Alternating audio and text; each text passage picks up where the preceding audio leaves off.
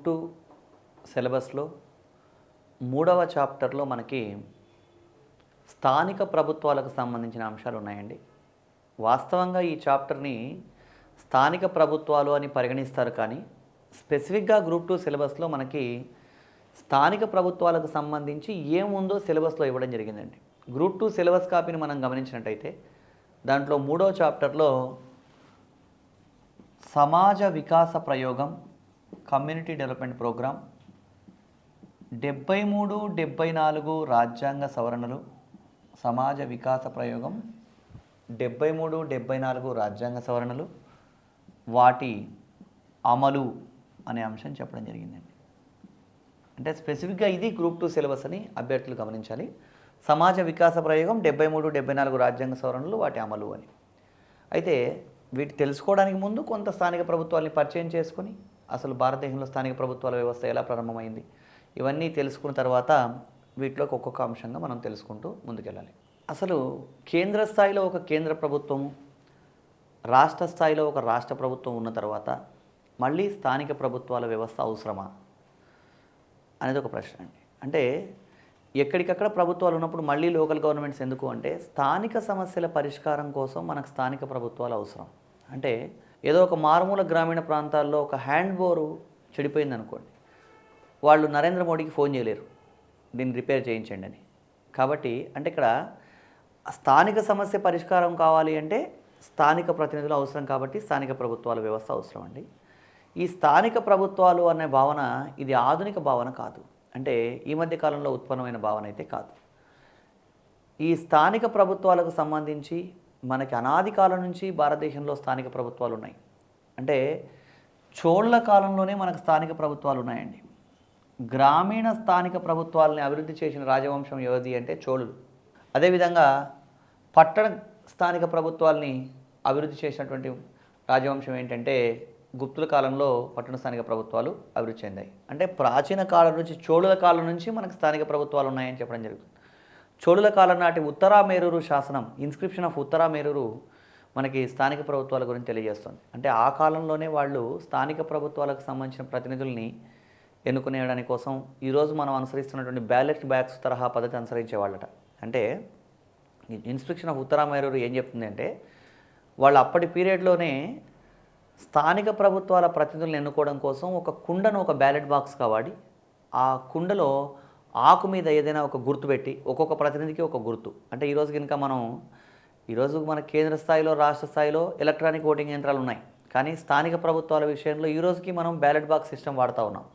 అయితే ఆ ఆకు మీద ఒక అభ్యర్థి గుర్తును పెట్టి వాళ్ళు ఆకును మడత పెట్టేసి కుండలో వేసేసి ఎవరికి ఎక్కువ ఓట్లు వస్తే వాళ్ళు వాళ్ళ ప్రతినిధి అని ఎన్నుకునే విధానాన్ని అనుసరించేవాళ్ళట. దాన్నే మనం ఈరోజు బ్యాలెట్ బాక్స్ పద్ధతిలో అనుసరిస్తూ ఉన్నాం. అంటే ఇది ఆధునిక భావన కాదు, స్థానిక ప్రభుత్వాలు అనే భావన ఎప్పటి నుంచో ఉంది, చోళుల కాలం నుంచే ఉందని మనం గమనించాలి. అయితే చోళుల కాలంలో, మౌర్యుల కాలంలో, గుప్తుల కాలంలో ఇట్లా భిన్నమైన కాలంలో స్థానిక ప్రభుత్వాల వ్యవస్థ కొనసాగింది. మధ్యయుగాల కాలంలో ముఖ్యంగా మనకి మొఘల్ పీరియడ్లో స్థానిక ప్రభుత్వాలు కొంత డైల్యూట్ అయిన విషయం మనం గమనించాలి. అంటే మొఘళ్ళ కాలంలో స్థానిక ప్రభుత్వాల వ్యవస్థ కొంత బలహీనపడింది. వాళ్ళు ప్రత్యామ్నాయ వ్యవస్థలు అనుసరించడం వల్ల స్థానిక ప్రభుత్వాలు బలహీనపడ్డాయి. ఆ తర్వాత మళ్ళీ బ్రిటిష్ కాలంలో అనండి, లేదా అంతకన్నా ముందున్నటువంటి ఈస్ట్ ఇండియా కంపెనీ కాలంలో కూడా గమనించండి. అంటే ఈస్ట్ ఇండియా కంపెనీ పాలన, బ్రిటిష్ పాలన కాలంలో స్థానిక ప్రభుత్వాలు మళ్ళీ బాగా అభివృద్ధి చెందాయి. అంటే 1687వ సంవత్సరంలోనే మద్రాస్ మున్సిపల్ కార్పొరేషన్ ఏర్పాటు చేశారు. ఎవరు? ఈస్ట్ ఇండియా కంపెనీ పాలన ఉంది అప్పుడు, బ్రిటిష్ వాళ్ళు ఏర్పాటు చేసినటువంటిది. సో కాబట్టి ఎప్పటి నుంచో మనకి స్థానిక ప్రభుత్వాలు ఉన్నాయి, అనాదిగా కొనసాగుతున్నాయని మనం గమనించాలి. ఇక ఆధునిక కాలంలో స్థానిక ప్రభుత్వాల అభివృద్ధి మనం గమనించినట్టయితే 1870 నుంచి మనకి ఇది ఆధునిక కాలంలో స్థానిక ప్రభుత్వాల అభివృద్ధిని మనం పరిశీలించవచ్చు. 1870లో మేయో అనే ఒక తీర్మానం చేయడం జరిగిందండి. ఈ మేయో రెజల్యూషన్ని ఆధునిక కాలంలో తొలి తీర్మానంగా చెప్తాం స్థానిక ప్రభుత్వాలకు సంబంధించి. ఆ తర్వాత 1882లో మనకి రిప్పన్ తీర్మానం చేయడం జరిగింది. ఈ రిప్పన్ అంటే ఎవరైనా అంటే లార్డ్ రిప్పన్ అండి. ఇతన్ని భారతదేశంలో స్థానిక ప్రభుత్వాల పితామహుడు, father of Indian local governments అని చెప్తారు లార్డ్ రిప్పన్. ఈరోజు మన దేశంలో ఉన్నటువంటి మూడంచెల పంచాయతీరాజ్ వ్యవస్థకి ఆధారభూతమైన వ్యవస్థను డిజైన్ చేసింది ఎవరు అంటే లార్డ్ రిప్పన్. సో కాబట్టి ఇతన్ని స్థానిక ప్రభుత్వాల పితామహుడు అంటాం. 1870లో మేయో తీర్మానం ఉంది, 1882లో మనకి రిప్పన్ రెజల్యూషన్ ఉంది. అదేవిధంగా 1907లో 1907 సంవత్సరంలో స్థానిక ప్రభుత్వాల కోసం ఏం చేస్తే బాగుంటుందన్న విషయం పరిశీలించడం కోసం బ్రిటిష్ ప్రభుత్వం రాయల్ కమిషన్ అనే కమిషన్ ఏర్పాటు చేసింది. ఆ తర్వాత మళ్ళీ బ్రిటిష్ ప్రభుత్వం ఏం చేసింది అంటే 1909లో మింటో మార్లే చట్టం చేసిందండి. ఈ మింటో మార్లే చట్టం ఏం చెప్పింది అంటే స్థానిక ప్రభుత్వాలకు నేరుగా ఎన్నికలు నిర్వహించాలి అని చెప్పిన చట్టం ఏది అంటే మింటో మార్లే చట్టం. అంటే దీంట్లో ఇవన్నీ కూడా గమనించండి. గ్రూప్ 2 ఎగ్జామినేషన్లో మనకి సమాజ వికాస ప్రయోగం నుంచే సిలబస్ స్టార్ట్ అవుతుంది. కానీ ఈ పాయింట్లన్నీ ఎందుకు మాట్లాడుకుంటున్నామంటే ఇదంతా ఒక 4-5 నిమిషాల వ్యవహారం. కానీ ఇది జనరల్ స్టడీస్ ఎగ్జామినేషన్స్ ఏమన్నా ఉంటే వాటిలో 1 లేదా 2 మార్కులు ఎగ్జామ్లో అడగడానికి అవకాశం ఉంది కాబట్టి వీటి గురించి మనం చర్చిస్తున్నాం. ఇదంతా నేరుగా గ్రూప్ 2 సిలబస్లో అయితే లేదు. ఒక 5 నిమిషాల విషయం మాట్లాడుకొని మళ్ళీ డైరెక్ట్గా వెళ్ళిపోతాం. 1909లో మింటో మార్లే చట్టం. ఈ మింటో మార్లే చట్టం స్థానిక ప్రభుత్వాలకు ప్రత్యక్ష ఎన్నికలు నిర్వహించాలని సూచించింది. ఆ తర్వాత మళ్ళీ మనకి 1919లో మాంటేగ్ చేమ్స్ఫోర్డ్ యాక్ట్. ఈ మాంటేగ్ చేమ్స్ఫోర్డ్ చట్టం ఏం చెప్పింది అంటే స్థానిక ప్రభుత్వాలను రాష్ట్ర జాబితాలో చేర్చాలి. అంటే కేంద్ర జాబితా, రాష్ట్ర జాబితా, ఉమ్మడి జాబితా అనే జాబితాల గురించి మనం గతంలో ఒకసారి చర్చించాం. అలాగే బ్రిటిష్ వాళ్ళ కాలంలో కూడా కేంద్ర జాబితా, రాష్ట్ర జాబితా అనే అంశాలు ఉండేవి. సో కాబట్టి 1919లో చేసినటువంటి మాంటేగ్ చేమ్స్ఫోర్డ్ చట్టం స్థానిక ప్రభుత్వాలకు సంబంధించి ఏం చెప్పింది అంటే స్థానిక ప్రభుత్వాలను రాష్ట్ర జాబితాలో చేర్చాలని తెలియజేయడం జరిగింది. ఆ తర్వాత మనకి 1935 భారత ప్రభుత్వ చట్టం, ఇండియన్ గవర్నమెంట్ యాక్ట్ 1935. 1935 భారత ప్రభుత్వ చట్టం ఏం చెప్తుందంటే స్థానిక ప్రభుత్వాలకు స్వయం ప్రతిపత్తి కల్పించాలని చెప్పడం జరిగింది. ఆ తర్వాత 1950లో భారత రాజ్యాంగం అమల్లోకి వచ్చిందండి. 1950లో అమల్లోకి వచ్చినటువంటి భారత రాజ్యాంగంలో ఆర్టికల్ 40 ఏం చెప్తుంది అంటే గ్రామ పంచాయతీల ఏర్పాటు. ఇక్కడ ఆర్టికల్ 40 గ్రామ పంచాయతీల ఏర్పాటు గురించి తెలియజేస్తుంది. అంటే ఏంటిది అంటే ఇక్కడ మొత్తం ఆదేశ సూత్రాలు అనే వాటిలో ఇంపార్టెంట్ ఆర్టికల్ ఏది అంటే ఆర్టికల్ 40 అని మనం ఆదేశ సూత్రాల గురించి చర్చించినప్పుడు మాట్లాడుకున్నాం. 1950లో భారత రాజ్యాంగం అమల్లోకి వచ్చింది. 1950లో అమల్లోకి వచ్చిన భారత రాజ్యాంగంలో 4వ భాగంలో 36 నుంచి 51 వరకు ఉన్న ఆదేశ సూత్రాల్లో ఆర్టికల్ 40 ఏం చెప్తుందంటే గ్రామ పంచాయతీలను ఏర్పాటు చేసి వాటిని స్వయం పాలనా యూనిట్లుగా అభివృద్ధి చేయాలి అని తెలియజేయడం జరిగింది. కాబట్టి 1950లో ఆర్టికల్ 40 గురించి కూడా ఇక్కడ మనం ప్రస్తావించడం జరిగింది. ఇది భారత రాజ్యాంగం అమల్లోకి రాకపూర్వం ఉన్నటువంటి స్థానిక ప్రభుత్వాల పరిచయం అండి. దీని తర్వాత ఇక్కడ నుంచి మనకి సిలబస్లోకి మనం నేరుగా వెళ్తున్నాం. ఆర్టికల్ 40లో గ్రామ పంచాయతీలను ఏర్పాటు చేసి వాటిని స్వయం పాలనా యూనిట్లుగా అభివృద్ధి చేయాలనే విషయం ఉందండి. ఆ తర్వాత మనం స్థానిక ప్రభుత్వాల అభివృద్ధి కోసం ఏం చేయాలి అని ఆలోచించి భారత ప్రభుత్వం స్థానిక ప్రభుత్వాల అభివృద్ధి కోసం 1952లో ఒక పథకాన్ని స్టార్ట్ చేసిందండి. దాన్నే మనం సిడిపి అన్నాం. 1952లో సిడిపి అనే పథకాన్ని ప్రారంభించడం జరిగింది. సిడిపి అంటే ఏంటి అంటే ఈ సిడిపి అనే పథకాన్నే మనం సమాజ వికాస ప్రయోగం అంటాం. దీన్నే కమ్యూనిటీ డెవలప్మెంట్ ప్రోగ్రామ్. సిడిపి అంటే కమ్యూనిటీ డెవలప్మెంట్ ప్రోగ్రామ్. దీన్నే తెలుగులో సమాజ వికాస ప్రయోగం అని లేదా సమాజ విస్తరణ పథకం అని ఇట్లా రకరకాల పేర్లతో పిలుస్తూ ఉంటారు. లేదా దీన్నే సమాజాభివృద్ధి పథకం అని కూడా పిలుస్తారు. సో ప్రధానంగా ఏంటి అంటే 1952లో స్థానిక ప్రభుత్వాలను అభివృద్ధి చేయడం కోసం ఏర్పాటు చేసిన పథకం ఏది అంటే సమాజ వికాస ప్రయోగం, కమ్యూనిటీ డెవలప్మెంట్ ప్రోగ్రామ్. ఈ పథకం యొక్క ఉద్దేశం ఏంటి, అసలు సిడిపి యొక్క ఉద్దేశం ఏంటి అంటే గ్రామీణ ప్రాంతాలని సర్వసమగ్రంగా అభివృద్ధి చేయడం. అంటే గ్రామీణ ప్రాంతాలని అన్ని కోణాల్లో డెవలప్ చేయాలి. విద్య, వైద్యం, ఆరోగ్యం, అవస్థాపన ఇట్లా గ్రామీణ ప్రాంతాలని సర్వసమగ్రంగా అభివృద్ధి చేయాలనే ఉద్దేశంతో ప్రారంభించిన పథకమే ఇది సమాజ వికాస ప్రయోగం. దీన్నే మనం సిడిపి అన్నాం. ఈ కమ్యూనిటీ డెవలప్మెంట్ ప్రోగ్రామ్ సమాజ వికాస ప్రయోగానికి సంబంధించి మనం ఏంటి అసలు ఎలా సర్వసమగ్రంగా అభివృద్ధి చేయాలనుకున్నారు, దీనికి సంబంధించినటువంటి ముందు ఏం కసరత్తు జరిగింది, ఇవన్నీ మనం తెలుసుకోవాలండి. యాక్చువల్గా ఈ సిడిపి పథకం ఎప్పుడు స్టార్ట్ అయింది అని ఎగ్జామ్లో అడిగితే ఒక్కోసారి మైక్రో డీటెయిల్స్ కూడా అడుగుతున్నాడు. 1952 అక్టోబర్ 2న స్టార్ట్ అయిందండి. ఈ సమాజ వికాస ప్రయోగం అనేటువంటి పథకాన్ని ప్రారంభించాలని సూచించింది ఎవరు అంటున్నాడు ఎగ్జామ్లో. ఈ సమాజ వికాస ప్రయోగాన్ని ప్రారంభించాలని సూచించింది ఎవరు అంటే ప్రణాళికా సంఘం.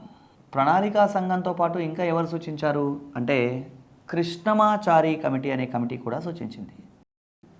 ప్రణాళికా సంఘం, కృష్ణమాచారి కమిటీ. అంటే ఎగ్జామ్లో సమాజ వికాస ప్రయోగాన్ని ప్రారంభించాలని సూచించింది ఎవరు అని అన్నప్పుడు ఆప్షన్లో ప్రణాళికా సంఘం ఉంటే ప్రణాళికా సంఘం రాయాలి, కృష్ణమాచారి కమిటీ ఉంటే కృష్ణమాచారి కమిటీ. ఒకవేళ రెండు ఇస్తే ఏ మరియు బి రెండు అని ఇస్తాడు. అది ఈ కృష్ణమాచారి కమిటీకి మరొక పేరు ఏంటి అంటే grow more food enquiry committee. అంటే అప్పుడు మనం 1952 అనే సందర్భంలో ఆహార ధాన్యాల కొరత భారతదేశంలో ఉంది కాబట్టి ఆ సందర్భంలో మనం ఫుడ్ గ్రెయిన్స్ని ఇంక్రీజ్ చేయాలనే ఉద్దేశంతో grow more food enquiry committee అని కూడా ఈ కమిటీని పిలవడం జరిగిందండి. సో సిడిపి పథకాన్ని ప్రారంభించాలని సూచించింది ఎవరు అని అడుగుతున్నాడు. ఈ చాప్టరు స్థానిక ప్రభుత్వాలకు సంబంధించినటువంటి చాప్టర్లో దాదాపుగా ఒక 12 మార్కులు రావడానికి అవకాశం ఉంది. దీంట్లో అడిగే అంటే మాట్లాడే ప్రతి మాట ప్రశ్న రూపంలో ఇక్కడ ఎగ్జామ్లో అడగడం జరిగిందండి ఏదో ఒక సందర్భంలో. సో ఈ ఇక్కడ మనకి సిడిపి అనేటువంటి పథకాన్ని ఏర్పాటు చేయాలని వీళ్ళు సూచించడం జరిగింది. అదేవిధంగా ఈ పథకాన్ని ప్రారంభించమని ఈ పథకాన్ని ప్రారంభించడానికి సహకరించినటువంటి విదేశీ సంస్థ ఏది అంటున్నాడు.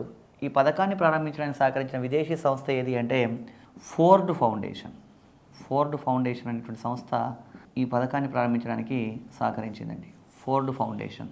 అదేవిధంగా ఈ పథకం అంటే సమాజ వికాస ప్రయోగం లాంటి పథకమే భారతదేశం కన్నా ముందు ఎక్కడ ఉండింది అంటే భారతదేశం కన్నా ముందు అమెరికాలో ఇలాంటి పథకాన్ని ప్రారంభించారండి. అమెరికాలో ఇటావా స్టేట్ అనేటువంటి స్టేట్లో ఈ పథకాన్ని ప్రారంభించారు.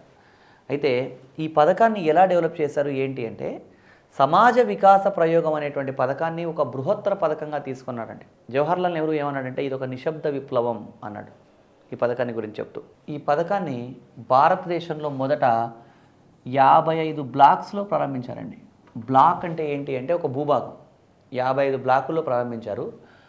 ఒక్కొక్క బ్లాకులో ఎంతమంది జనాభా ఉన్నారు ఒక బ్లాక్లో అంటే 60,000 నుంచి 70,000 వరకు పాపులేషన్ ఉందండి. 55 బ్లాకుల్లో ఈ పథకం ప్రారంభించినప్పుడు 1952 అక్టోబర్ 2న ప్రారంభించాం. ఈ పథకం ప్రారంభంలో భాగంగా ఒక్కొక్క బ్లాక్లో మనకి 60,000 నుంచి 70,000 జనాభా ఉంది. ఒక్కొక్క బ్లాక్లో దాదాపుగా 100 విలేజెస్ని కవర్ చేశారండి. అంటే ఏంటి ఈ పథకం అంటే ఒక బ్లాక్ను తీసుకొని ఆ బ్లాక్లో ఉన్నటువంటి 60,000 నుంచి 70,000 మంది జనాభాకి విద్య, వైద్యం, ఆరోగ్యం, అవస్థాపన అన్నీ సమకూర్చాలి. ఇది ప్రభుత్వం యొక్క ఉద్దేశం. ఇట్లా స్టార్ట్ చేసినటువంటి 55 బ్లాకుల్లో స్టార్ట్ చేసినటువంటి ఈ పథకం అనతి కాలంలోనే 5,011 బ్లాకులకు విస్తరించిందండి. అలా ఎక్స్టెన్షన్ చేసి సమాజ వికాస ప్రయోగానికి కమ్యూనిటీ డెవలప్మెంట్ ప్రోగ్రామ్కి కొనసాగింపుగా మరొక పథకం కూడా ప్రారంభించాం. అదే ఏంటి అంటే NESS సమాజ వికాస ప్రయోగం సిడిపి యొక్క కొనసాగింపు ఏంటని చెప్పొచ్చు. NESS దీన్నే మనం నేషనల్ ఎక్స్టెన్షన్ సర్వీస్ లేదా నేషనల్ ఎక్స్టెన్షన్ సర్వీస్ స్కీమ్ అని పిలుస్తారు. ఈ పథకాన్ని NESS అనే పథకాన్ని ఎప్పుడు ప్రారంభించారు అంటే 1953 అక్టోబర్ 2న ఈ పథకాన్ని ప్రారంభించారండి. అంటే సిడిపి, NESS అనే 2 పథకాలు కొనసాగుతూ ఉన్నాయి. 1953లో NESS అనే పథకాన్ని ప్రారంభించాం, నేషనల్ ఎక్స్టెన్షన్ సర్వీస్. మరి ఈ 2 పథకాల పనితీరును పరిశీలించడం కోసం అంటే ఈ 2 పథకాలు కొనసాగుతూ ఉన్నాయి, ఈ 2 పథకాలు ఎలా అమలైనాయి, వీటి పనితీరు ఎలా ఉంది అనేటువంటి విషయాన్ని పరిశీలించడం కోసం బలవంతరాయ్ మెహతా కమిటీ అని ఒక కమిటీని ఏర్పాటు చేయడం జరిగిందండి భారత ప్రభుత్వం. సిడిపి మరియు NES పథకాల పనితీరును పరిశీలించడం కోసం భారత ప్రభుత్వం ఏర్పాటు చేసిన కమిటీ ఏది అంటే బలవంతరాయ్ మెహతా కమిటీ. ఈ బలవంతరాయ్ మెహతా కమిటీ ఎప్పుడు ఏర్పాటు చేశారు అంటే 1957లో ఏర్పాటు చేశారు. బలవంతరాయ్ మెహతా కమిటీ ఏర్పాటు 1957. ఈ బలవంతరాయ్ మెహతా కమిటీ నివేదిక ఎప్పుడు ఇచ్చింది అంటే చాలా సందర్భాల్లో అభ్యర్థులు కన్ఫ్యూజ్ అవుతూ ఉంటారు. 1958 అనుకుంటారండి, కానీ వాస్తవం ఏంటంటే అది 1957. అంటే బలవంతరాయ్ మెహతా కమిటీ ఏర్పాటు 1957, బలవంతరాయ్ మెహతా కమిటీ నివేదిక 1957. కొన్ని పుస్తకాల్లో 1958 అని కూడా ఉంటుంది, అది పొరపాటుని గమనించండి. బలవంతరాయ్ మెహతా కమిటీ ఎప్పుడు ఏర్పాటు చేశారు అంటే ఇంకా మనం డీటెయిల్గా చెప్పాలంటే 1957 జనవరి 16వ తారీఖున ఈ కమిటీ ఏర్పాటైంది. నివేదిక ఎప్పుడు ఇచ్చారంటే 1957 నవంబర్ 24న రిపోర్ట్ ఇవ్వడం జరిగింది. తర్వాత మరి 1958 అని ఎందుకు కన్ఫ్యూజ్ అవుతా ఉన్నారంటే బలవంతరాయ్ మెహతా కమిటీ నివేదికను మనకి జాతీయ అభివృద్ధి మండలి NDC national development council NDC ఎప్పుడు ఆమోదించింది అంటే 1958లో ఆమోదించింది. జాతీయ అభివృద్ధి మండలి ఎప్పుడు ఆమోదించింది అంటే 1958లో ఆమోదించిందండి. బలవంతరాయ్ మెహతా కమిటీ 1957లో ఏర్పాటు చేస్తే 1957లోనే రిపోర్ట్ ఇవ్వడం జరిగిందండి. ఈ రిపోర్ట్లో ఏం చెప్పాడు బలవంతరాయ్ మెహతా అంటే సిడిపి మరియు ఎన్ఈఎస్ అనే ఈ 2 పథకాలు ఫెయిల్ అయిపోయినాయి, ఈ 2 పథకాలు విఫలమైనాయని చెప్పాడు. ఈ 2 పథకాలు విఫలమవడానికి ఆయన ఏమని కారణం భావించాడు? ఆయన చెప్పిన కారణం ఏంటంటే ఈ పథకాల విఫలమవడానికి ప్రధాన కారణం బీడీఓల ఆధిపత్యం. బీడీఓ అంటే బ్లాక్ డెవలప్మెంట్ ఆఫీసర్. మనం మొదట 55 బ్లాకుల్లో పథకాన్ని ప్రారంభించి తర్వాత దాన్ని 5011 బ్లాకులకు విస్తరించామనుకున్నాం కదా. ఒక్కొక్క బ్లాక్కి ఒక బీడీఓ అనే అధికారిని ప్రభుత్వం నియమించిందండి. ఆ బ్లాక్ని మొత్తం చూసుకోవాల్సిన బాధ్యత ఆ బీడీఓకు ఉంటుంది. అతనే మనం బ్లాక్ డెవలప్మెంట్ ఆఫీసర్ అంటాం.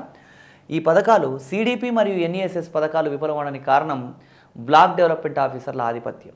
అంటే ఆయన ఏమన్నాడంటే ప్రభుత్వోద్యోగులకు తాము మిగతా వాళ్ళకన్నా భిన్నమైన వాళ్ళమన్న భావన ఉంటుంది, వాళ్ళు మిగతా వాళ్ళతో కలవలేకపోవడం వల్ల ఈ పథకాలు విఫలమైనాయని చెప్పడం జరిగింది. సో అది కూడా ఒక కారణం అయి ఉండొచ్చు.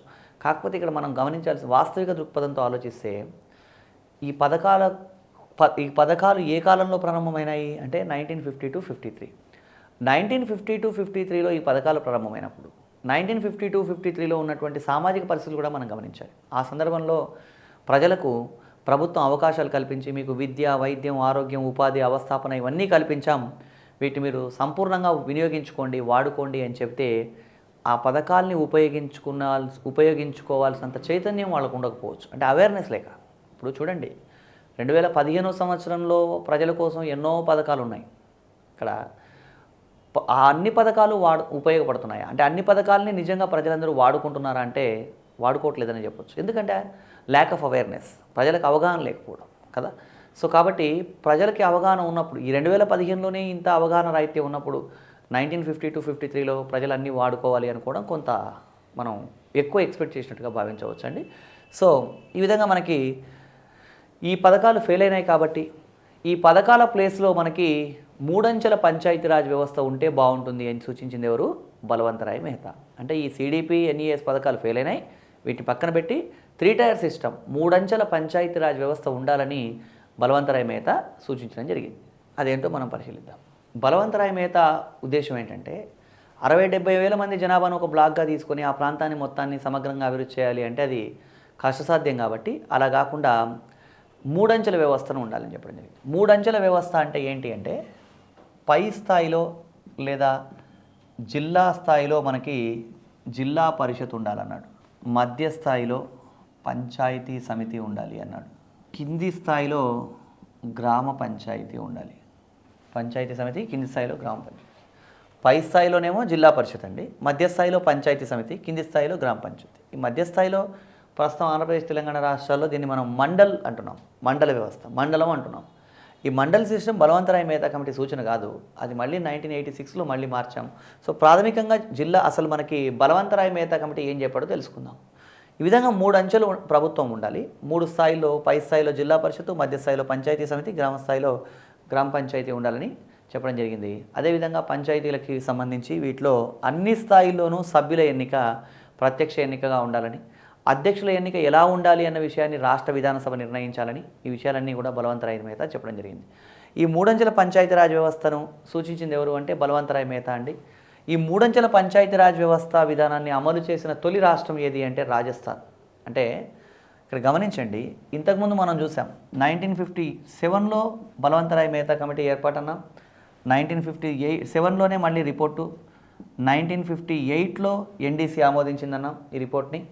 అయితే 1958లో ఎన్డీసీ బలవంతరాయ్ మెహతా కమిటీ నివేదికను ఆమోదించిన తర్వాత బలవంతరాయ్ మెహతా కమిటీ సిఫారసుల్ని అమలు చేసిన తొలి రాష్ట్రం ఏది అంటే రాజస్థాన్ రాష్ట్రం అండి.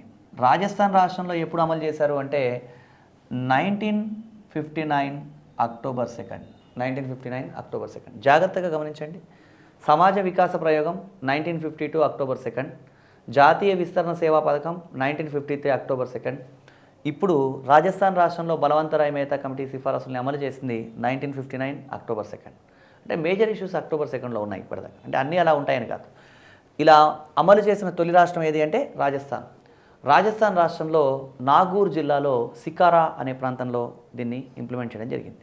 ఆ తర్వాత రెండవ రాష్ట్రం ఏది బలవంతరాయ్ మెహతా కమిటీ సిఫారసుల్ని అమలు చేసినటువంటి రెండవ రాష్ట్రం ఏది అంటే ఆంధ్రప్రదేశ్ రాష్ట్రం. ఆంధ్రప్రదేశ్ రాష్ట్రంలో 1959 నవంబర్ 1న మనం మూడంచెల పంచాయతీరాజ్ వ్యవస్థను ఇంప్లిమెంట్ చేశామండి. అయితే ఈ మూడంచెల పంచాయతీరాజ్ వ్యవస్థకు సంబంధించి మనం ఏంటి అసలు ఈ మూడంచెల పంచాయతీరాజ్ వ్యవస్థ ఎలా ఉంటుంది అనేది కూడా ఒకసారి చిన్న అంశాన్ని పరిశీలించి మళ్ళీ మనం గ్రామ పంచాయతీ, మండల పరిషత్, జిల్లా పరిషత్ అనే అంశాల దగ్గర కూడా ఆ విషయాన్ని చర్చిస్తాం. సో అసలు ఈ మూడు అంచెలు అంటే ఏంటో తెలుసుకొని ఇక్కడ ముందుకెళ్ళాలి. ఫస్ట్ ఈ మూడంచెల గురించి తెలుసుకుందాం. మూడంచెలు అంటే ఏంటి అన్నప్పుడు మనకి పై స్థాయిలో జిల్లా పరిషత్ అన్నాం, మధ్య స్థాయిలో పంచాయతీ సమితి అన్నామండి. ఈ పంచాయతీ సమితి వ్యవస్థను ఇప్పుడు భారతదేశంలో పంచాయతీ సమితికి సంబంధించి బలవంతరాయ్ మెహతా కమిటీ ఏమో పంచాయతీ సమితి అనే వ్యవస్థను సూచించింది. కానీ 1986లో మళ్ళీ మనం ఆ పంచాయతీ సమితి ప్లేస్లో ప్రస్తుతం మధ్య స్థాయిలో కొనసాగిస్తున్న వ్యవస్థ ఏది అంటే మండల పరిషత్తు, కింది స్థాయిలో గ్రామ పంచాయతీ.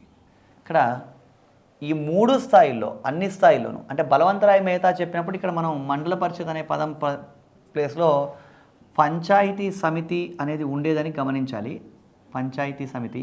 బలవంతరాయ్ మెహతా ఏం చెప్పాడంటే అన్ని స్థాయిల్లోనూ సభ్యుల ఎన్నిక ఎలా ఉండాలి అంటే ప్రత్యక్ష ఎన్నిక ఉండాలి. అంటే ప్రజలే ఓటేసి డైరెక్ట్గా సభ్యులను ఎన్నుకోవాలి. అధ్యక్షుల ఎన్నిక ఎలా ఉండాలి అంటే అధ్యక్షుల ఎన్నిక అనేది ఎలా ఉండాలన్న విషయాన్ని రాష్ట్ర విధానసభ నిర్ణయించాలని చెప్పడం జరిగింది. అంటే ఫర్ ఎగ్జాంపుల్ ఇప్పుడు మనం ఒక గ్రామాన్ని తీసుకున్నాం అనుకుందాం. గ్రామాన్ని తీసుకున్నట్టయితే గ్రామం మొత్తాన్ని మనం కొన్ని వార్డులుగా విభజిస్తాం. గ్రామాన్ని కొన్ని వార్డులుగా విభజిస్తాం. ఒక్కొక్క వార్డు నుంచి ఒక రిప్రజెంటేటివ్ ఉంటాడు. అతన్ని మనం వార్డు మెంబర్ అంటాం. వార్డు మెంబర్ల ఎన్నిక ఎలాంటి ఎన్నిక అంటే ప్రత్యక్ష ఎన్నిక. వార్డు మెంబర్లకు జనాలు ఓటేసి అనుకుంటారు కాబట్టి ఇది ప్రత్యక్ష ఎన్నిక. మరి ఈ వార్డు మెంబర్లు అందరూ ఎన్నికైన తర్వాత వార్డు మెంబర్ల ఎన్నికతో పాటు ఇంకా గ్రామ స్థాయిలో రాజకీయ అధినేత ఎవరు అంటే సర్పంచ్. ఈ సర్పంచ్ ఎన్నిక ప్రస్తుతం ఎలా ఉంది అంటే సర్పంచ్ ఎన్నిక కూడా ప్రస్తుతం ప్రత్యక్ష ఎన్నికనే. అంటే సర్పంచ్ కూడా ఓటేసే ఎన్నుకుంటున్నాం ఆంధ్రప్రదేశ్, తెలంగాణ రాష్ట్రాలు. అయితే సర్పంచ్ ఎన్నిక ఎలా ఉండాలనేది నిర్ణయించేది ఎవరు అంటే రాష్ట్ర విధానసభ. అంటే బలవంతరాయ్ మెహతా ఏం చెప్పాడంటే సభ్యుల ఎన్నిక ప్రత్యక్ష ఎన్నికగా ఉండాలి, అధ్యక్షుల ఎన్నిక పరోక్షంగా ఉండాలని కూడా అధ్యక్షుల ఎన్నిక ఎలా ఉండాలి అనే విషయంలో ఆయన ఏం చెప్పాడంటే ఆ విషయాన్ని ప్రత్యక్షంగానా పరోక్షంగానా అనే విషయం నిర్ణయించేది ఎవరు రాష్ట్ర విధానసభ అని గమనించండి. సో మనకి గతంలో సర్పంచ్ ఎన్నిక పరోక్ష ఎన్నికగా కూడా ఉండడం జరిగింది. అంటే సభ్యులందరూ ఎన్నుకొని డైరెక్ట్గా ఇప్పట్లాగా ఓటేసి కాకుండా పరోక్షంగా కూడా ఎన్నుకునేటువంటి సందర్భం గతంలో ఉండింది. సో ప్రస్తుతం అయితే మనకి మూడంచెల పంచాయతీరాజ్ వ్యవస్థ గురించి తెలుసుకునే భాగంగా సభ్యుల ఎన్నిక ప్రత్యక్ష ఎన్నిక, అధ్యక్షుల ఎన్నిక ఎలా ఉండాలన్న విషయాన్ని రాష్ట్ర విధానసభ నిర్ణయిస్తుంది అని గుర్తుంచుకోవాలి. ఇది గ్రామం. అదే ఇప్పుడు మనం మండలాన్ని ప్రాతిపదిక తీసుకుంటే మండలాన్ని కూడా కొన్ని ప్రాదేశిక నియోజకవర్గాలుగా డివైడ్ చేయొచ్చు. ఒక్కొక్క ప్రాదేశిక నియోజకవర్గం నుంచి ఒక్కొక్క సభ్యుడిని ప్రజలు ఓటేసి ఎన్నుకుంటారు. అతన్ని మనం ఎంపీటీసీ అంటాం, మండల్ పరిషత్ టెరిటోరియల్ కాన్స్టిట్యుయెన్సీ మెంబర్. ఈ ఎంపీటీసీల ఎన్నిక ఎలా ఉంటుంది అంటే ప్రత్యక్ష ఎన్నిక. ఎంపీటీసీలు అందరూ ఎన్నికైన తర్వాత వీళ్ళందరూ తమలో నుంచి ఒక వ్యక్తిని ఎంపీపీగా ఎన్నుకోవడం జరుగుతుంది.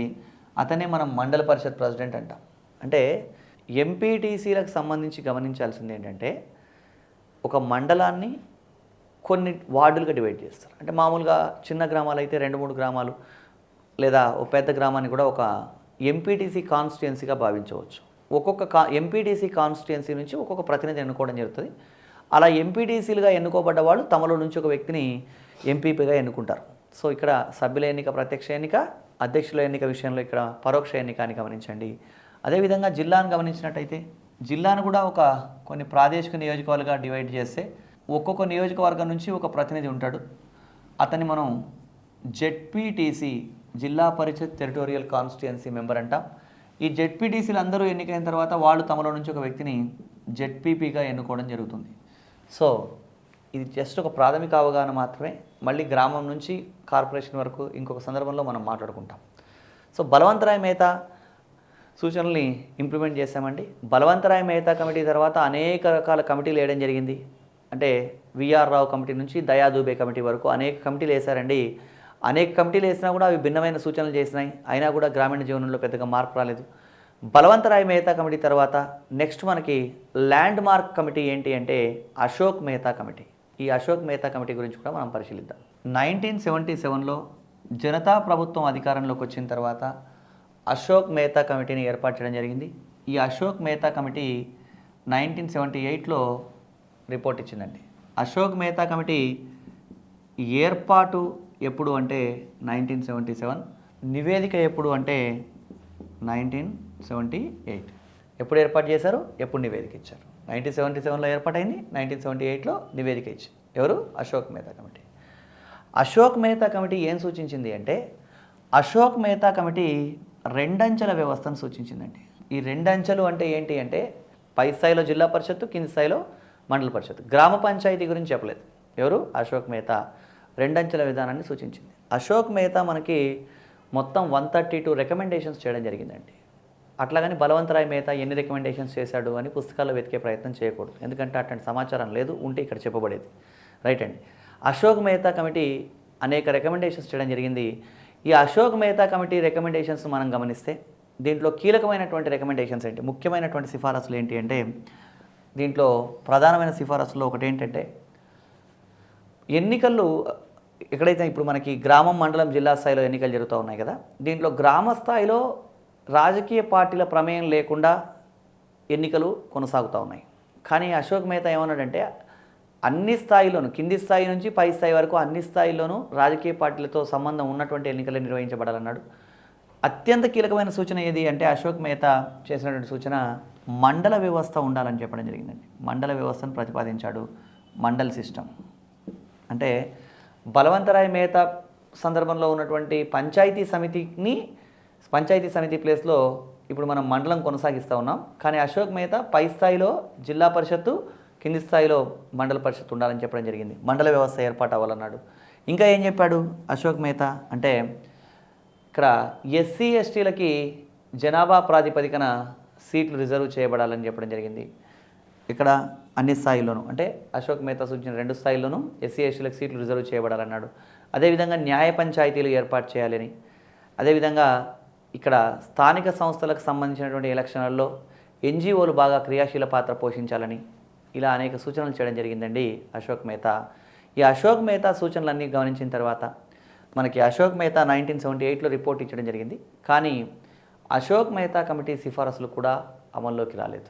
ఎందుకంటే 1977లో అశోక్ మెహతా కమిటీ ఏర్పాటు అవడం, 1978లో నివేదిక ఇవ్వడం, ఆ తర్వాత అనేక కారణాల వల్ల ఈ అశోక్ మెహతా కమిటీ సిఫారసులు అమల్లోకి రాలేదు. కానీ అశోక్ మెహతా కమిటీ సిఫారసుల్ని కొన్ని రాష్ట్రాల్లో కొంతమేరకు అమలు చేయడం జరిగింది. అవి ఎక్కడ ఏంటి ఒకసారి చూద్దాం. అశోక్ మెహతా కమిటీ సిఫారసుల్ని అమలు చేసిన తొలి రాష్ట్రం ఏది అంటే కర్ణాటక రాష్ట్రం అండి. 1985లో కర్ణాటక రాష్ట్రంలో అశోక్ మెహతా కమిటీ సూచనల ఆధారంగా మండల వ్యవస్థ ప్రవేశపెట్టబడింది. అప్పుడు కర్ణాటక రాష్ట్రంలో రామకృష్ణ హెగ్డే ముఖ్యమంత్రిగా ఉన్నటువంటి కాలంలో మండల్ సిస్టమ్ని ఇంట్రడ్యూస్ చేయడం జరిగింది. ఎక్కడ? కర్ణాటకలో. ఆ తర్వాత అశోక్ మెహతా కమిటీ సిఫారసుల ఆధారంగా మండల వ్యవస్థను ఇంట్రడ్యూస్ చేసినటువంటి రెండవ రాష్ట్రం ఏది అంటే ఆంధ్రప్రదేశ్ అండి. ఏపీలో 1986లో మండల్ సిస్టమ్ని ఇంట్రడ్యూస్ చేయడం జరిగింది. అప్పుడు మనకి ఎన్టీఆర్ ముఖ్యమంత్రిగా ఉన్న కాలంలో మండల్ సిస్టమ్ని ఇంట్రడ్యూస్ చేయడం జరిగింది. తర్వాత ఇంకొక రాష్ట్రం ఏది అంటే వెస్ట్ బెంగాల్, పశ్చిమ బెంగాల్ రాష్ట్రంలో ఇంప్లిమెంట్ చేశాం. పశ్చిమ బెంగాల్. ఇక్కడ గమనించాల్సింది ఏమంటే, అశోక్ మెహతా కమిటీ సిఫారసులు అమల్లోకి రాలేదు అని చెబుతూ ఏమన్నాం, కొన్ని రాష్ట్రాల్లో కొంత మేరకు అశోక్ మెహతా కమిటీ సిఫారసులు ఇంప్లిమెంట్ చేయబడ్డాయి. అంటే అవి పూర్తిగా కాదు, కొంత మేరకు మాత్రమే. దాంట్లో భాగంగానే కర్ణాటక, ఆంధ్రప్రదేశ్, పశ్చిమ బెంగాల్ రాష్ట్రాల్లో మనకి మండల్ సిస్టమ్ అంటే అశోక్ మెహతా కమిటీ సిఫారసులు అమలు చేయబడ్డాయి. ఆంధ్రప్రదేశ్లో, కర్ణాటక రాష్ట్రంలో మండల్ సిస్టమ్ ఎప్పుడు ఇంట్రడ్యూస్ చేయబడిందో కూడా మనం పరిశీలించాం. అంటే అభ్యర్థులకు ఎలాంటి డౌట్ వస్తుందంటే, మనకి 1959 నుంచి బలవంతరాయ్ మెహతా సిఫారసుల ఆధారంగా వ్యవస్థలు కొనసాగుతూ ఉన్నాయి కదా.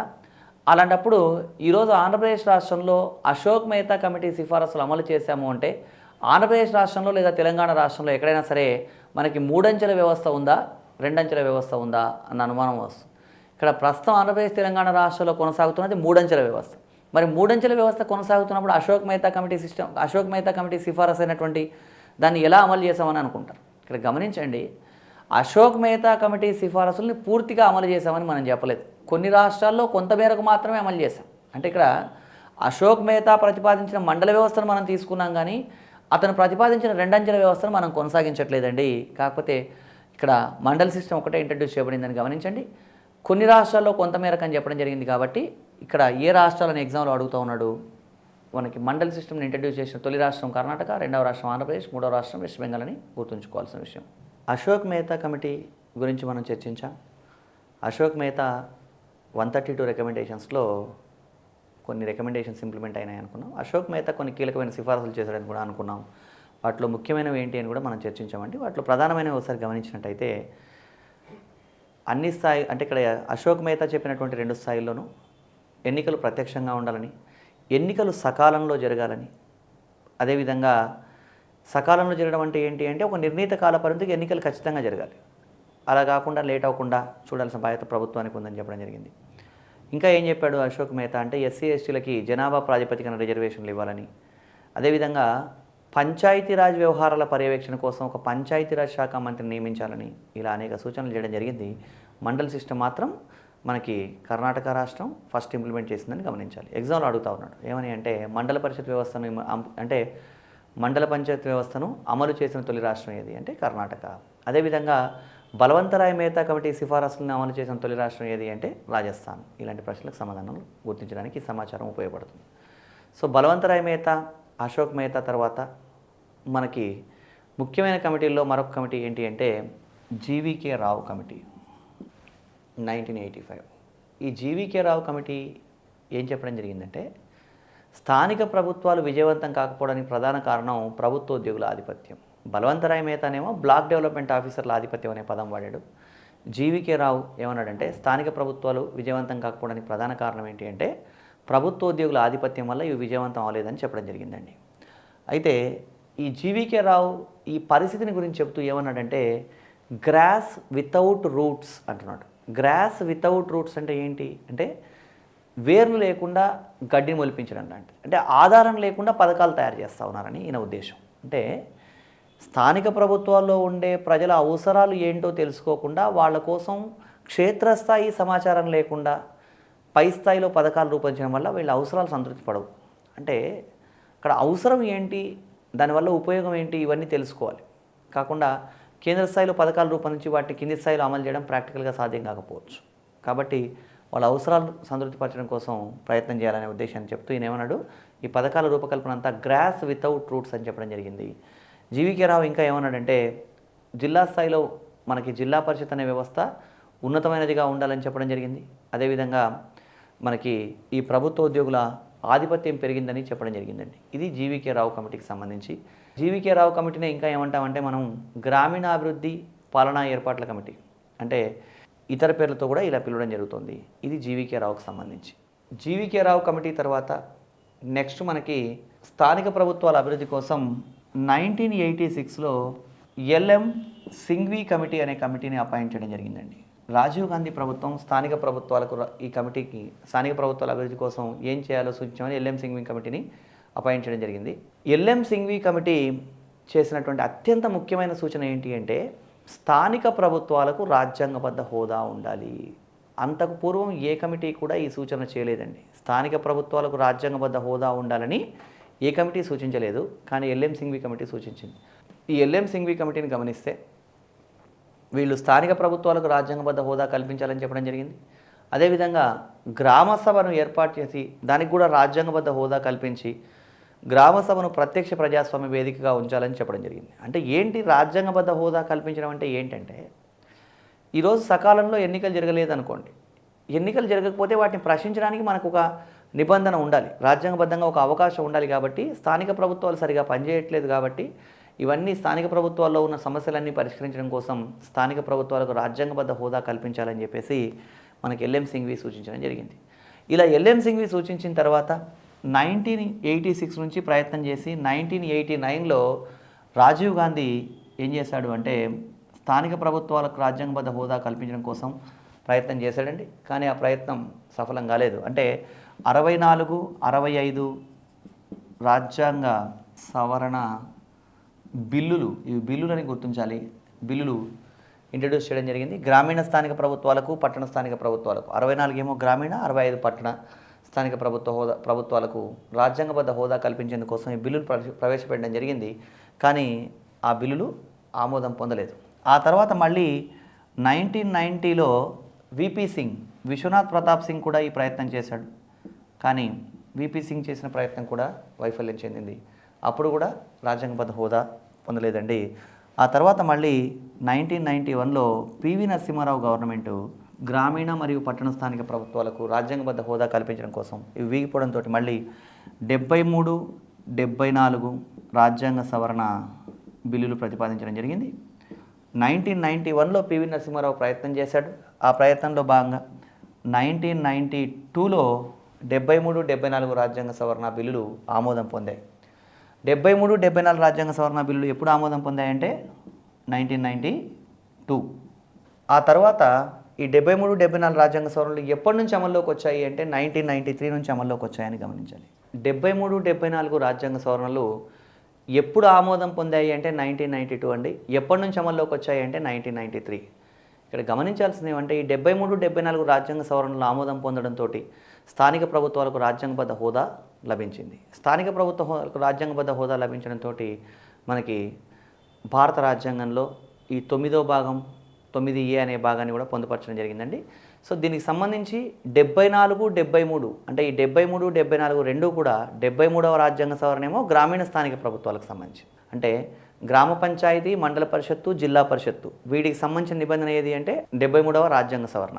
అదేవిధంగా 74వ రాజ్యాంగ సవరణ ఏంటి అంటే ఇది పట్టణ స్థానిక ప్రభుత్వాలకు సంబంధించింది, మున్సిపాలిటీలు మరియు కార్పొరేషన్లకు సంబంధించింది. ఈ 73, 74 రాజ్యాంగ సవరణల్లో ఉన్నటువంటి కీలక అంశాలను ఇప్పుడు మనం పరిశీలిద్దాం. ముఖ్యమైన అంశాలు చూద్దాం. అవి ఏంటి అంటే అంశము 73వ రాజ్యాంగ సవరణ, 74వ రాజ్యాంగ సవరణ.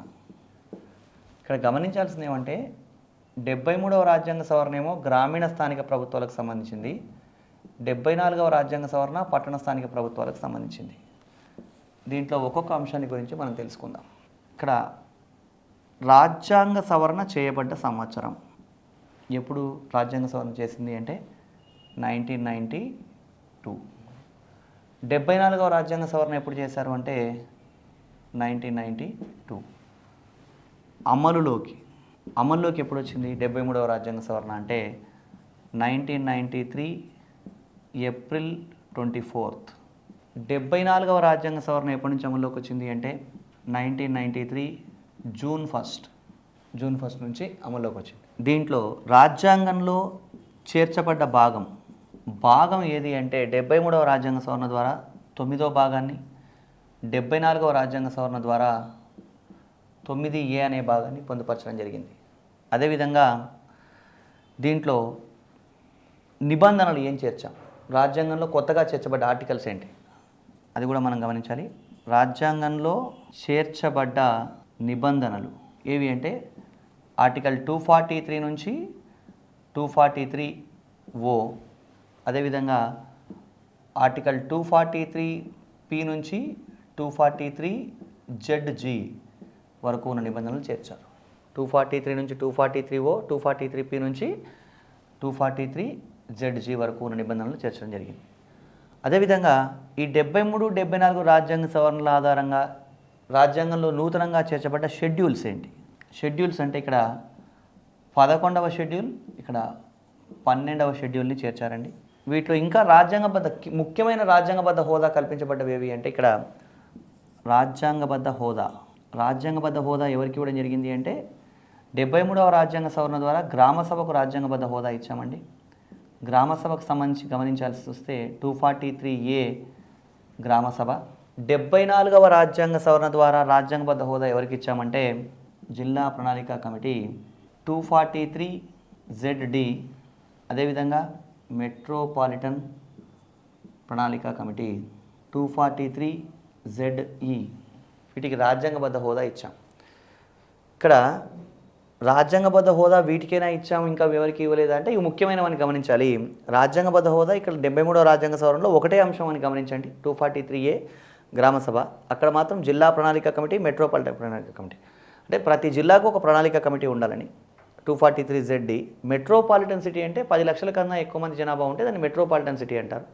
అలాంటి మెట్రోపాలిటన్ సిటీస్ కూడా ప్రణాళిక కమిటీలు ఉండాలని చెప్తున్నది ఏంటి అంటే మనకి 243ZE ప్రకారం మెట్రోపాలిటన్ ప్రణాళిక కమిటీ.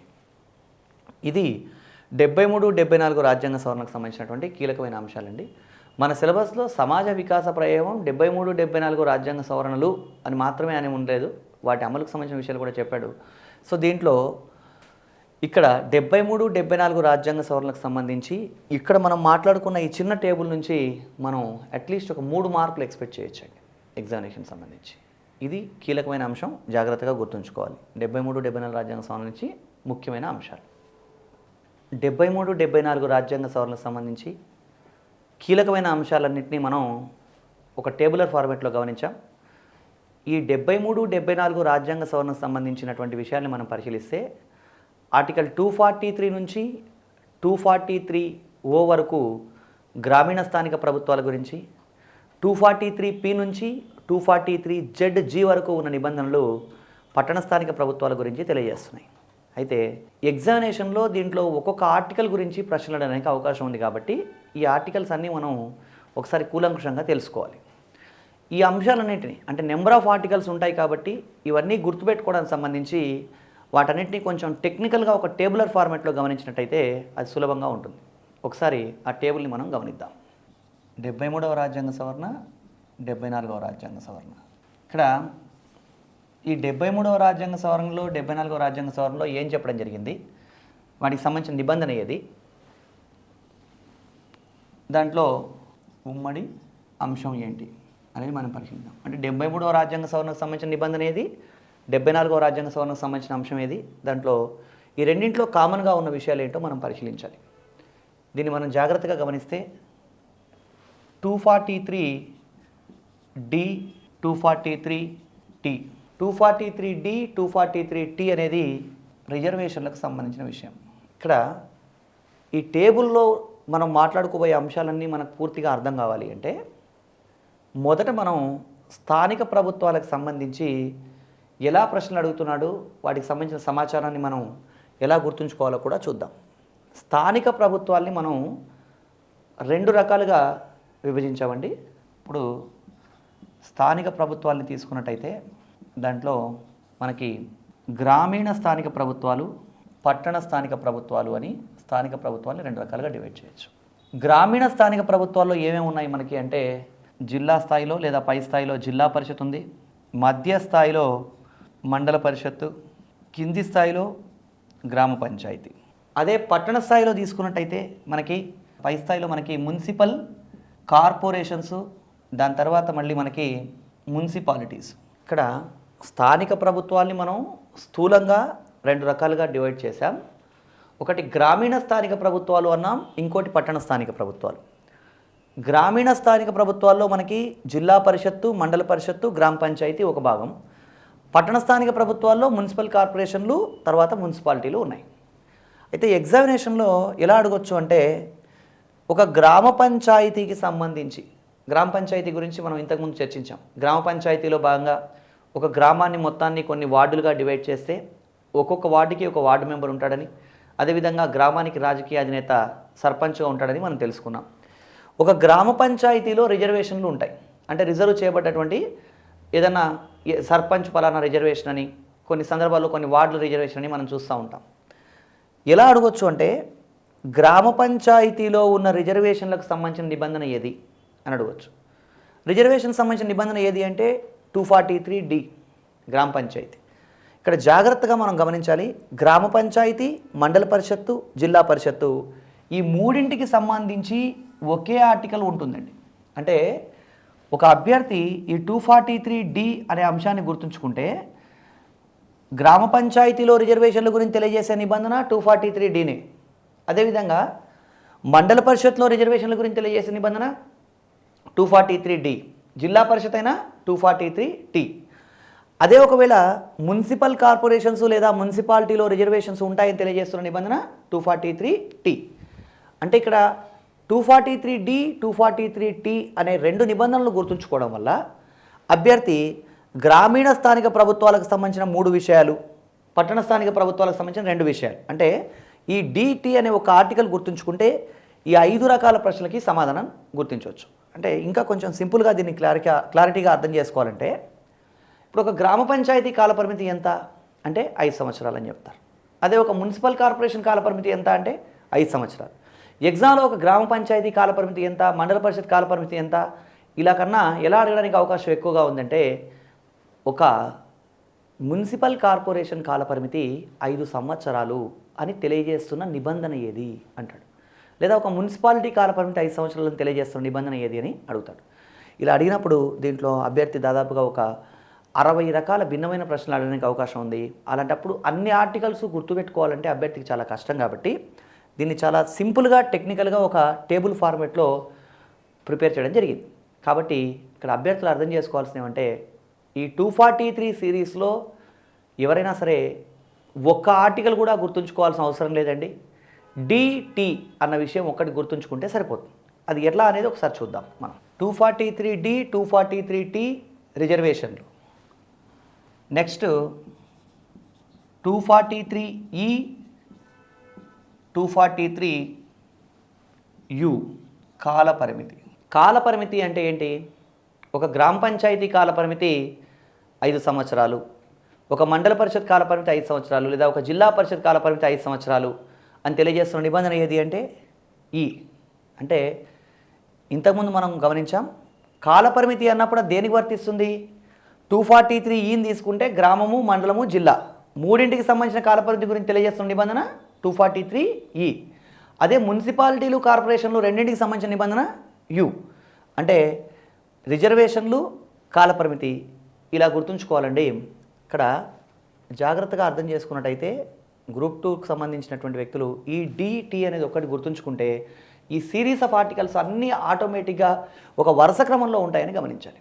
అంటే రిజర్వేషన్ల తర్వాత చూడండి ఇక్కడ డి అనే అంశం తర్వాత వచ్చింది ఏంటి? ఈ.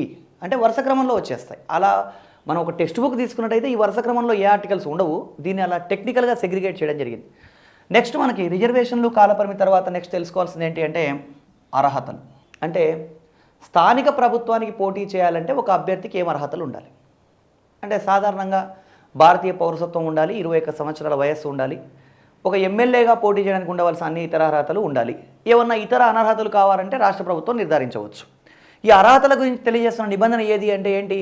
ఇప్పుడు ఫర్ ఎగ్జాంపుల్ ఈ రెండు అంశాలు తెలిసిన అభ్యర్థులుగా ఒక గ్రామీణ స్థానిక ప్రభుత్వాల్లో అంటే ఒక గ్రామ పంచాయతీలో కానీ, మండల పరిషత్లో కానీ, జిల్లా పరిషత్లో కానీ పోటీ చేయాలంటే ఉండవలసిన అర్హతల గురించి తెలియజేస్తున్న నిబంధన ఏది అంటే ఏమొస్తుంది నెక్స్ట్ అంటే దీని కంటిన్యూషన్గా ఏమొస్తుందో అదే వస్తుంది. అంటే ఇక్కడ 243 ఈ తర్వాత ఎఫ్. అదే ఒక మున్సిపల్ కార్పొరేషన్కి పోటీ చేయాలంటే ఉండవలసిన అర్హతలు ఏవి అంటే 243 యూ తర్వాత వచ్చేది వి. రిజర్వేషన్లు, కాలపరిమితి, అర్హతలు. నెక్స్ట్ మనకి స్థానిక ప్రభుత్వాలకు కొన్ని అధికారాలు ఉంటాయి.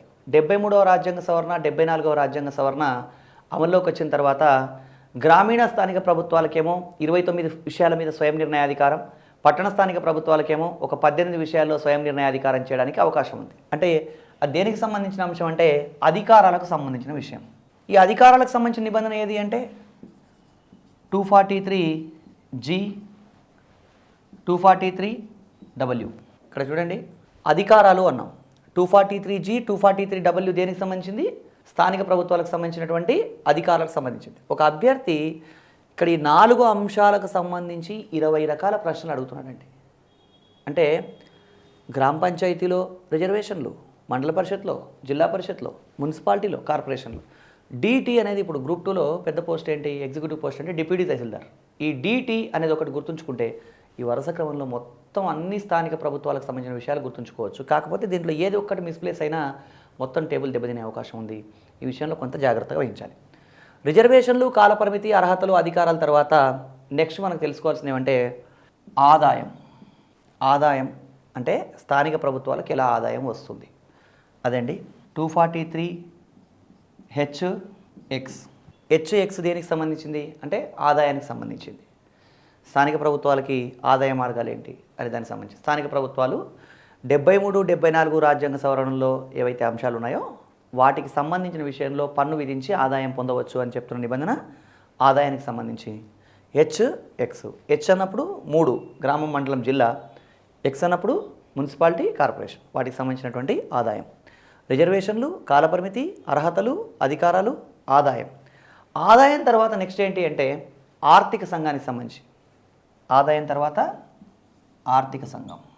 స్థానిక ప్రభుత్వం ఫర్ ఎగ్జాంపుల్ ఒక రాష్ట్రాన్ని తీసుకున్నట్టయితే ఆ రాష్ట్రంలో ఉన్నటువంటి భిన్నమైన స్థానిక ప్రభుత్వాల మధ్య వనరుల పంపిణీ ఎలా చేయాలి, అంటే ఎవరికి ఏ స్థానిక ప్రభుత్వానికి ఎంత వనరులు కేటాయించాలి, ఎన్ని వనరులు కేటాయించాలని చెప్తున్నది ఏది అంటే రాష్ట్ర ఆర్థిక సంఘం.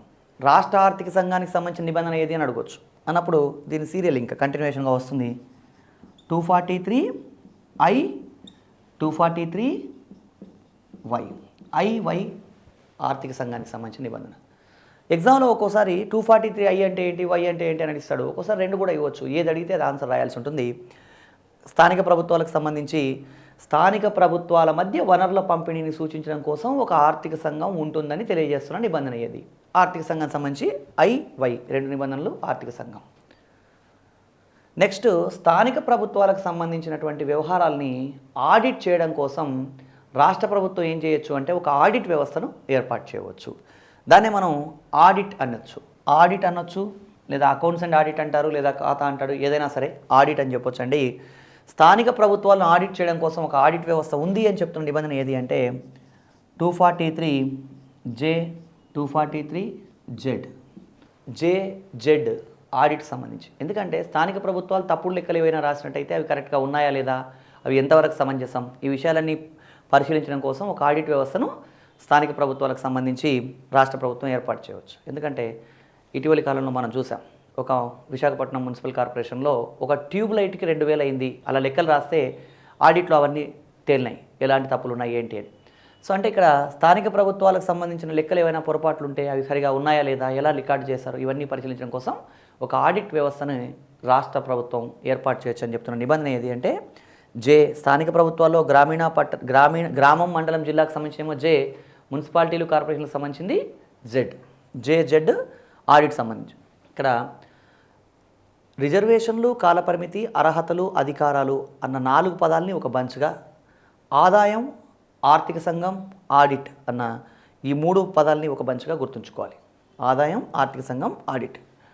సో నెక్స్ట్, స్థానిక ప్రభుత్వాలకు సంబంధించి ఇక్కడ కొన్ని ప్రాంతాలకి ఈ 73, 74 రాజ్యాంగ సవరణలు వర్తిస్తాయి, కొన్ని ప్రాంతాలకి 73, 74 రాజ్యాంగ సవరణలు వర్తించవు.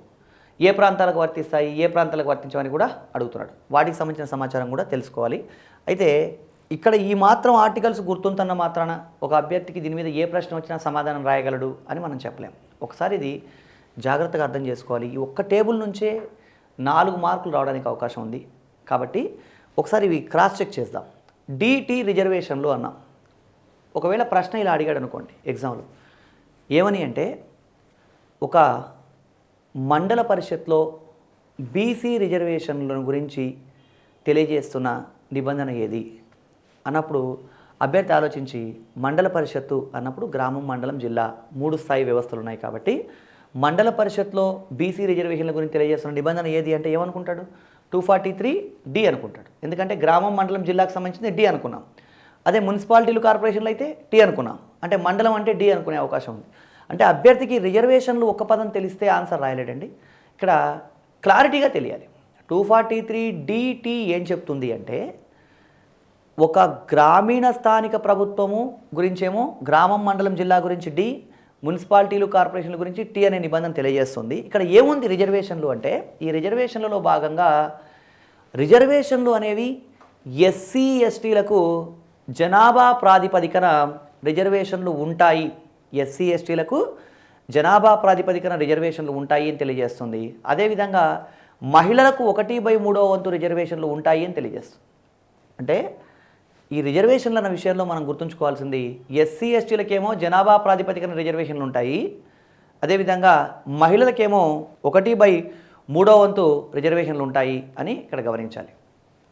అయితే బీసీ రిజర్వేషన్లకు సంబంధించిన నిబంధన ఏది అంటే ఇక్కడ అర్థం చేసుకోవాల్సింది ఏంటంటే బీసీ రిజర్వేషన్ల గురించి ఈ నిబంధనలు చర్చించవు. ఎందుకంటే బీసీ ఈ బ్యాక్వర్డ్ క్లాస్ అనేవాళ్ళు ఒక రాష్ట్రంలో బ్యాక్వర్డ్ క్లాస్ అయిన వాళ్ళు ఇంకో రాష్ట్రంలో ఫార్వర్డ్ అవ్వచ్చు. కాబట్టి 73, 74 రాజ్యాంగ సవరణలకు సంబంధించి 243DT అనే నిబంధనలు బీసీ రిజర్వేషన్ల గురించి చర్చించవు. అంటే మరి బీసీ రిజర్వేషన్లు ఉన్నాయి కదా రాష్ట్రంలో, తెలంగాణ, ఆంధ్రప్రదేశ్ రాష్ట్రంలో బీసీలకు రిజర్వేషన్లు ఉన్నాయి కదా అంటే ఈ బీసీ రిజర్వేషన్లు అనేవి రాష్ట్ర ప్రభుత్వం ఒక చట్టం చేసి రాష్ట్ర ప్రభుత్వం ఇష్టం మేరకు బీసీ రిజర్వేషన్లు కల్పిస్తుందే కానీ రాజ్యాంగబద్ధంగా 243 అని పేర్కొనబడ్డటువంటి రిజర్వేషన్లలో బీసీ రిజర్వేషన్లు లేవు అని గుర్తించాలి. ఇక్కడ బీసీలకు రిజర్వేషన్ లేవు. ప్రశ్న ఒకసారి ట్విస్ట్ చేసి కూడా అడగడానికి అవకాశం ఉంది. ఏమని అంటే మహిళలకు 50% అంటే స్థానిక ప్రభుత్వాల్లో ఇంకా స్పెసిఫిక్గా అడగాలంటే మహిళలకు ఒక మున్సిపాలిటీలో 50% రిజర్వేషన్ కల్పిస్తున్న నిబంధన ఏది అంటే మున్సిపాలిటీ అంటే టీ అని అనుకోకూడదు. ఇక్కడ మహిళలకి 50% రిజర్వేషన్ కల్పిస్తున్న నిబంధన ఏది అని అడిగినప్పుడు ప్రశ్నే కొంచెం ట్విస్ట్ చేసి అడిగాడని గమనించాలండి. ఇక్కడ రిజర్వేషన్లో 1/3 వంతే అనుకున్నాం, 50% అనేది అసలు నిబంధన లేదని గుర్తుంచుకోవాలి. ఎందుకంటే 73, 74 రాజ్యాంగ సవరణలు అమల్లోకి వచ్చింది ఎప్పుడు అంటే 1993లో. ఇప్పుడు ప్రస్తుతం మనకి మహిళలకి స్థానిక ప్రభుత్వాల్లో 50% రిజర్వేషన్ ఉన్నాయి. 110వ సవరణ బిల్లు ద్వారా 50% రిజర్వేషన్లు కల్పించాం. 73, 74 రాజ్యాంగ సవరణలు అమల్లోకి వచ్చినప్పుడు మహిళలకు ఉన్న రిజర్వేషన్లు ఎంత అంటే కేవలం 33%. అది గుర్తుంచుకోవాల్సి. రిజర్వేషన్ల తర్వాత కాలపరిమితి గురించి చెప్తున్నాం. కాలపరిమితి అంటే ఏం చెప్తోంది అంటే గ్రామము, మండలము, జిల్లా ఈ మూడింటి కాలపరిమితి 5 సంవత్సరాలని 243 చెప్తుంది. మున్సిపాలిటీలు కార్పొరేషన్ల కాలపరిమితి 5 సంవత్సరాలు అని చెప్తున్న నిబంధన యు. ఈ కాలపరిమితికి సంబంధించి ఇంకా డీటెయిల్గా ఏంటి అంటే ఒక స్థానిక ప్రభుత్వానికి సంబంధించి 5 సంవత్సరాల కాలపరిమితి ఉంటుంది. ఒకవేళ 5 సంవత్సరాల కన్నా ముందే ఏదైనా కారణం చేత స్థానిక ప్రభుత్వం రద్దయితే మళ్ళీ 6 నెలల లోపు అక్కడ ఎన్నిక నిర్వహించాలి. ఒకవేళ 4.5 సంవత్సరాల తరువాత కనుక స్థానిక ప్రభుత్వం రద్దయితే మళ్ళీ ఎన్నిక నిర్వహిస్తే 6 నెలల కోసం ఎన్నిక నిర్వహించబడదు. మొత్తం 5 సంవత్సరాల కాలపరిమితికి కొనసాగుతుందని గమనించాలి. అంటే 5 సంవత్సరాల కన్నా ముందే ఒకవేళ ఏదైనా స్థానిక ప్రభుత్వం రద్దయినట్టయితే అక్కడ మళ్ళీ 6 నెలల లోపు ఎలక్షన్ కండక్ట్ చేయాలి అని చెప్తున్న నిబంధన ఈ కాలపరిమితికి సంబంధించింది. ఇక్కడ FV గురించి చూసినప్పుడు అర్హతలు అన్నాం. ఇక్కడ ఒక చిన్న విషయం ఏంటంటే అభ్యర్థులు గమనించాల్సింది, ఫస్ట్ మనం ఆర్టికల్స్ గురించి తెలుసుకుంటున్నాం. ఆర్టికల్స్ గురించి తెలుసుకున్న తర్వాత ఒక్కొక్క దాని గురించి డీటెయిల్డ్ సమాచారం తెలుసుకుంటున్నాం. ఏమన్నా ఎక్కువ అంటే ట్విస్ట్ చేసి ప్రశ్నలు అడిగితే ఎలా ఆన్సర్ రాయాలని కూడా పరిశీలిస్తున్నాం. ఇప్పుడు 243 FV అనేవి అర్హతలు అన్నాం. ఈ అర్హతల గురించి చెప్పినప్పుడు ఏమైంది చెప్పడం జరిగిందంటే FV అనేవి అర్హతల గురించి మాత్రమే చెప్తుంది. అంటే ఇప్పుడు ఫర్ ఎగ్జాంపుల్ ఆంధ్రప్రదేశ్, తెలంగాణ రాష్ట్రాల్లో స్థానిక ప్రభుత్వాలకు పోటీ చేయాలి అంటే ఒక వ్యక్తి ఒక వార్డు మెంబర్ నుంచి సర్పంచ్ వరకు ఏ పదవికి పోటీ చేయాలన్నా అతనికి భారతీయ పౌరసత్వం ఉండాలి, 21 సంవత్సరాలు ఉండాలి, 21 సంవత్సరాల వయస్సు ఉండాలని మాత్రమే ఈ అర్హతల్లో తెలియజేయడం జరిగింది. ఇప్పుడు మనం తెలంగాణ, ఆంధ్రప్రదేశ్ రాష్ట్రాల్లో గమనించినట్టయితే మనకి ఏపీ పంచాయతీరాజ్ యాక్ట్ ఆధారంగా తెలంగాణ, ఆంధ్రప్రదేశ్ రాష్ట్రాల్లో స్థానిక ప్రభుత్వాలకు పోటీ చేయాలి అంటే 2 కన్నా ఎక్కువ పిల్లల్ని 1995 తర్వాత కలిగి ఉండకూడదు అని ఒక రూల్ ఉంది. అంటే వాళ్ళు 2 కన్నా ఎక్కువ మంది పిల్లల్ని కలిగి ఉంటే వాళ్ళు లోకల్ గవర్నమెంట్లో ఉన్నటువంటి ఎలక్షన్లకి పోటీ చేయకూడదు. అంటే ఇక్కడ అర్థం ఏంటి, 2 కన్నా ఎక్కువ మంది పిల్లలు కలిగి ఉండడం అంటే ఈ వ్యక్తి ఫ్యామిలీ ప్లానింగ్ పాటించినప్పుడు అంటే సోషల్ రెస్పాన్సిబిలిటీ లేనప్పుడు స్థానిక ప్రతినిధిగా ఎలా కొనసాగుతాడన్న దృక్పథంతో ఈ విషయాన్ని అనర్హతగా పరిగణించారు. సో అలాంటప్పుడు ప్రశ్న ఇక్కడ 2 కన్నా ఎక్కువ మంది పిల్లలు కలిగి ఉన్న వాళ్ళు ఆంధ్రప్రదేశ్, తెలంగాణ రాష్ట్రాల్లో 1995 తర్వాత ఎన్నికల్లో పోటీ చేయకూడదు అని తెలియజేస్తున్న నిబంధన ఏది అన్నప్పుడు అర్హతలు అని ఉన్నాయి కాబట్టి అది గ్రామ పంచాయతీ అయితే F అని, మున్సిపల్ కార్పొరేషన్ అయితే V అని ఆన్సర్ రాయకూడదు. ఎందుకంటే ఇక్కడ అర్హతలు మాత్రమే చెప్పారు. అర్హతలు చెప్పిన తర్వాత ఈ అనర్హతలు ఏం చేశారు అంటే ఎవరు ఆయా రాష్ట్రాలు పెట్టుకున్నాయి అనర్హతలు. అంటే ఇప్పుడు ఆంధ్రప్రదేశ్, తెలంగాణ రాష్ట్రాల్లో ఈ అనర్హత ఉంది, అదేవిధంగా మధ్యప్రదేశ్ రాష్ట్రంలో అనర్హత ఉంది. అంతేగాని దేశంలో ఉన్న అన్ని రాష్ట్రాల్లో ఈ అనర్హతలు ఉన్నాయా అంటే లేవు. కాబట్టి ఈ అనర్హతలకు సంబంధించిన నిబంధన ఏది అంటే అట్లాంటి నిబంధన ఏమీ లేదు. రాష్ట్ర ప్రభుత్వాలు వాళ్ళ అవసరం కోసం లేదా వాళ్ళ కన్వీనియన్స్ కోసం వాళ్ళ ఇష్టం ప్రకారం ఆ అనర్హతలు నిర్ధారించడం జరిగింది. ఈ అర్హతలకు సంబంధించి మనం అర్థం చేసుకోవాల్సి ఏమంటే అర్హతల గురించి రాజ్యాంగంలో పేర్కొనడం జరిగింది. ఎవరన్నా ఇతర అనర్హతలు కావాలనుకుంటే అవి ఎవరు ఏర్పాటు చేసుకోవచ్చు, అనర్హతలు ఎవరు పెట్టుకోవచ్చు అంటే రాష్ట్ర ప్రభుత్వం పెట్టుకోవచ్చు. ఇటీవల మనం గమనించాం, గ్రేటర్ హైదరాబాద్లో లంగర్ హౌస్ అనేటువంటి ప్రాంతానికి సంబంధించినటువంటి ఒక కార్పొరేటరు ఈ 2 కన్నా ఎక్కువ మంది పిల్లలు కలిగి ఉండడం అనేటువంటి అంశం ఆధారంగా అనర్హుడవడం కూడా మనం చూసాం, పత్రికల్లో చదివాం. అయితే ఈ అర్హతలు అనర్హతల్లో అనర్హత నిర్ధారించడం సమంజసమేనా, సబబేనా అంటే దీనికి అనుకూల వాదనలు, ప్రతికూల వాదనలు రెండూ ఉన్నాయి. మధ్యప్రదేశ్ రాష్ట్రంలో ఈ ఒక్క డిస్క్వాలిఫికేషన్ 2 కన్నా ఎక్కువ మంది పిల్లలు కలిగి ఉండాలన్నటువంటి ఒక్క డిస్క్వాలిఫికేషన్ వల్ల 300 మంది సభ్యులు డిస్క్వాలిఫై అయిపోయినారు. ఎందుకంటే ట్రైబల్ పీపుల్, పాపం వాళ్ళు ట్రైబల్ కమ్యూనిటీలో ఉన్న వాళ్ళు ఏమనుకుంటారు, ట్రైబల్ కమ్యూనిటీలో కానీ కొంతమంది కొన్ని సమాజాల్లో లేదా కొంత వాళ్ళ పరిస్థితులను బట్టి ఎంతమంది ఎక్కువ పిల్లలు ఉంటే అంత ఆస్తి అనుకునే దృక్పథం కూడా ఉంది.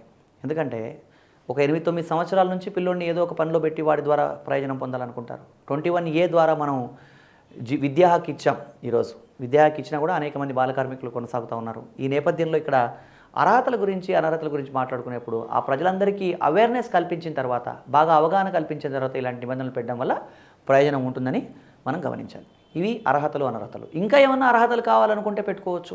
అంటే ఇప్పుడు ఫర్ ఎగ్జాంపుల్ రాజస్థాన్ రాష్ట్రం ఇటీవలి కాలంలో 2015లో ఒక అదనపు అర్హత నిర్ధారించడం జరిగింది.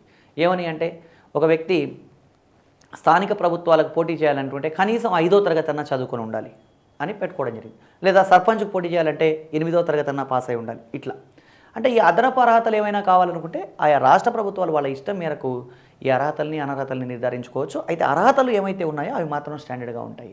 ఇక్కడ గమనించాల్సిన విషయం ఏంటంటే 73, 74 రాజ్యాంగ సవరణలు అనేటువంటి రాజ్యాంగ సవరణలు ఏదో ఒక రాష్ట్రం కోసం చేసినవి కావు.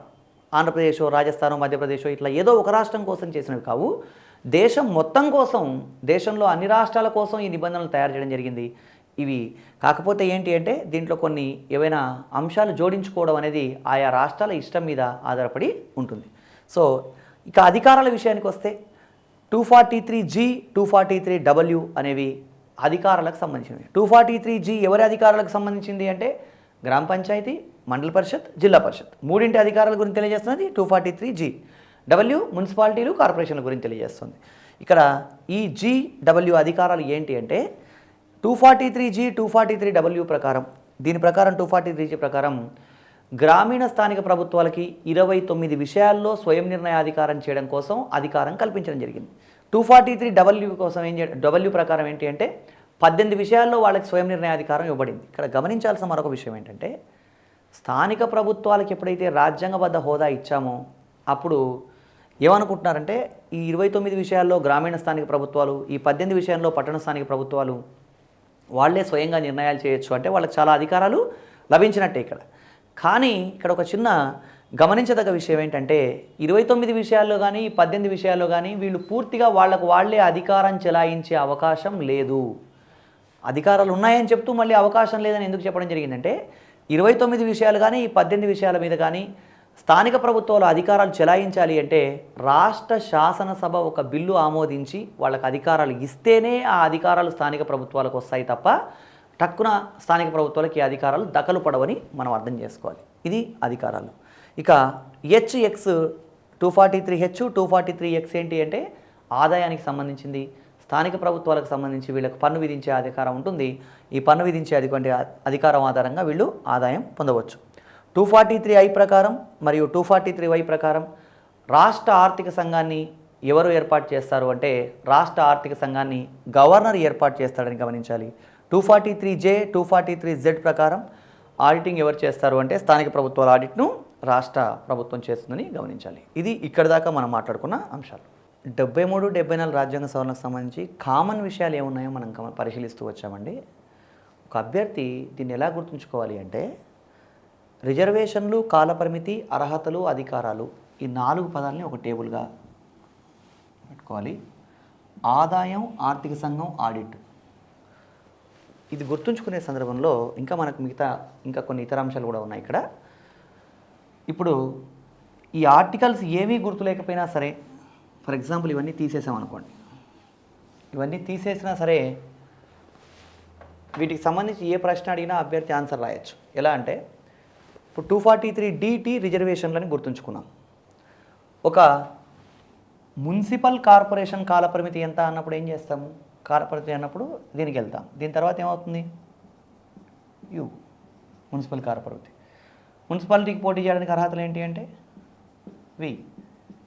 ఇలా వరుస క్రమంలో వస్తాయి కాబట్టి ఈ పదాలు గుర్తుంచుకోవాలి.